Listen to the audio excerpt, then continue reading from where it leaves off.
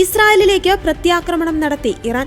100-ലധികം ഡ്രോണുകൾ ഇറാൻ ഇസ്രായേലിലേക്ക് തൊടുത്തതായി റിപ്പോർട്ടുകൾ പുറത്തുവന്നു. ഇറാൻ വിക്ഷേപിച്ച ഡ്രോണുകൾ വരും മണിക്കൂറുകളിൽ ഇസ്രായേലിൽ എത്തുമെന്നാണ് നിരീക്ഷകർ വ്യക്തമാക്കുന്നത്. അതേസമയം ഡ്രോണുകൾ ഇസ്രായേൽ തടയുമെന്ന് IDF അറിയിച്ചു. ഇത്തരം ഡ്രോണുകൾ സാധാരണയായി ഇറാനിൽ നിന്ന് ഇസ്രായേലിലെത്താൻ 7 മണിക്കൂർ വരെ എടുക്കും. 1 മണിക്കൂർ മുമ്പ് ഇറാഖിന്റെ വ്യോമപാതയിൽ നിരവധി ഡ്രോണുകൾ കണ്ടെത്തിയിരുന്നു. ഇവ വെടിവെച്ചിട്ടില്ലെങ്കിൽ 2 മണിക്കൂറിനുള്ളിൽ അവ ഇസ്രായേലിൽ എത്തുവാൻ സാധ്യതയുണ്ട്. നിലവിൽ ഇസ്രായേലിൽ അടിയന്തരാവസ്ഥ പ്രഖ്യാപിച്ചിരിക്കുകയാണ്.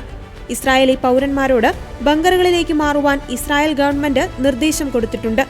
അതേസമയം ഇസ്രായേലിലുള്ള ഇന്ത്യക്കാരോട് സുരക്ഷിത സ്ഥലങ്ങളിലേക്ക് മാറി താമസിക്കുവാൻ ഇന്ത്യൻ എംബസി നിർദ്ദേശം കൊടുത്തു.